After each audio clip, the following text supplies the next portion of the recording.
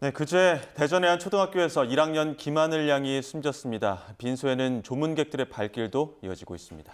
경찰은 김양을 살해한 교사 A씨에 대한 영장을 발부받고 범행 동기에 대한 수사를 벌이고 있습니다. 현장에 취재 기자 나가 있습니다. 김기수 기자.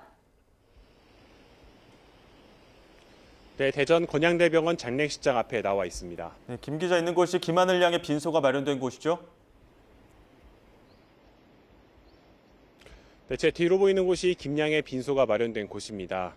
이 빈소에는 조문객들의 발길이 이어지고 있는데요. 조금 전 오후 1시쯤에는 황선홍 대전 하나시티즌 감독이 빈소를 찾아 조문하기도 했습니다. 황 감독은 가슴이 아프다며 김하늘 양이 편하게 쉬었으면 좋겠다. 다시는 이런 일이 일어나지 않았으면 좋겠다고 말하기도 했습니다. 앞서 오전에는 이 사건을 수사하고 있는 육종명 대전 서부경찰서장이 김양의 빈소를 방문했는데요. 이 자리에서 대전경찰청에 수사본부를 마련하고 수사에 미흡함이 없도록 조치하겠다고 밝혔습니다. 또 유족 측에게도 수사 상황을 최대한 공유해 궁금증이 없도록 하겠다고도 설명했습니다.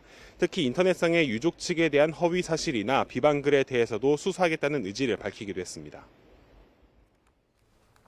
네, 경찰 수사 상황은 어떤지도 전해주시죠.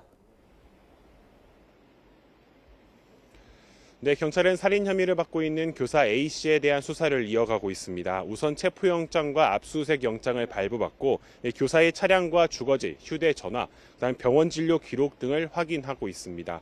특히 휴대전화의 경우 디지털 포렌식을 진행하고 있는 것으로 파악됐습니다. 지금까지는 범행 동기나 목적, 대상 물색 등과 관련해 교사의 진술에만 의존해온 상황인데 이 수사가 진행되면서 정확한 범행 이유와 계획 범행 여부 등을 확인할 방침입니다. 숨진 김양에 대한 부검은 오늘 오전에 진행됐는데요. 김양의 사인은 날카로운 도구에 의한 다발성 손상에 의한 사망으로 확인됐습니다. 앞서 경찰은 A씨가 범행 당일 운전해 학교 근처 마트에서 흉기를 미리 산 사실도 확인했습니다. 다만 A씨가 아직 중환자실에서 치료 중이어서 건강이 어느 정도 회복된 뒤에야 조사가 제대로 이루어질 것으로 보이는데요. 경찰은 앞서 48시간 동안은 환자 상태를 지켜보는 게 좋겠다는 의료진 소견이 있었지만 이른 시일 안에 수사를 이어가겠다고 밝혔습니다. 이와 함께 피의자 신상 공개 여부도 검토할 방침입니다. 지금까지 대전에서 YTN 김기수입니다.